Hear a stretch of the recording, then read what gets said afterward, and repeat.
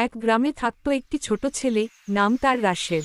রাশেদ খুব গরিব ছিল, কিন্তু তার মা সবসময় তাকে বলতেন, বাবা, আল্লাহর ওপর ভরসা রাখলে কখনো হারাতে হয় না।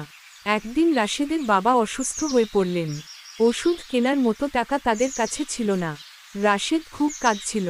তখন তার মা বললেন, চলো, আমরা দুজন মিলে আল্লাহর কাছে দোয়া করি। রাশেদ হাত তুলে বলল, হে আল্লাহ, তুমি আমার আব্বুকে ভালো করে দাও। আমাদের কোনো উপায় নেই, শুধু তুমি আছো।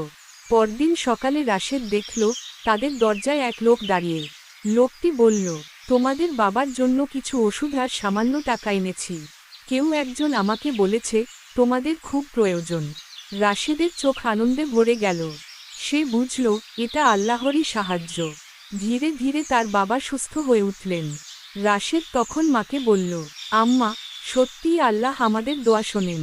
মা মুচকি হেসে বললেন, হ্যাঁ বাবা, দোয়া কখনো বৃথা যায় না। সময় লাগতে পারে, কিন্তু আল্লাহ সবচেয়ে ভালোটা দেন। সেই দিন থেকে রাশেদ নিয়মিত নামাজ পড়ত, দোয়া করত আর সবাইকে বলতো, যার আল্লাহ আছে, তার কোনো ভয় নেই।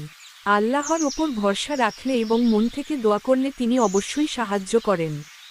ভিডিওটি ভালো লাগলে লাইক, কমেন্ট, শেয়ার করতে ভুলবেন না।